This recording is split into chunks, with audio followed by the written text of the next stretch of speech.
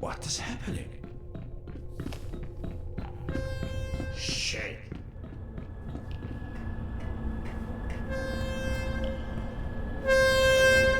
That was way too close. Again.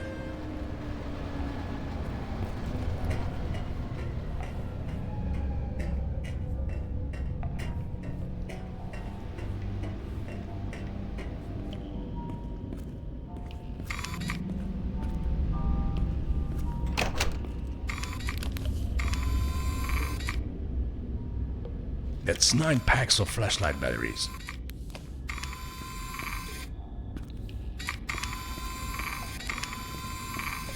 Ah, you finally arrived.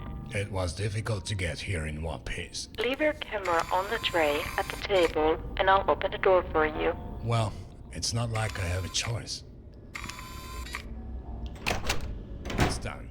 Now let me in. I have to hurry. Your help is highly appreciated. Stay safe.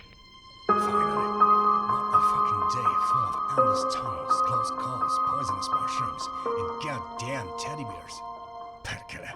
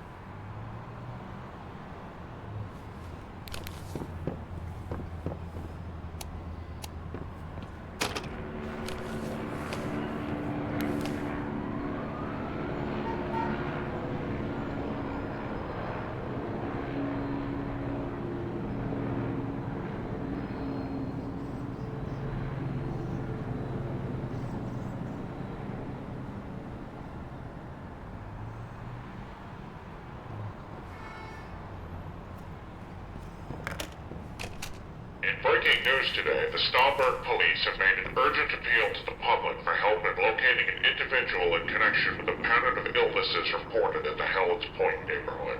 The person in question, identified as 58-year-old Erikine Tarama, is said to be possibly suffering from mental illness. I'm joined now by Jasmine Crow, a senior correspondent for the Stahlberg Times, who has been reporting on this story. Jasmine, these illnesses have been investigated by public health officials for over a year. Can you tell us what they found? Thank you for having me. This has been a frustrating problem for the public health department. About 2 years ago, patients from Helen Point started appearing in clinics with symptoms like nausea, fever, and muscle aches, and doctors couldn't pinpoint the cause. Fortunately, they were able to rule out a contagious disease, so that left environmental factors.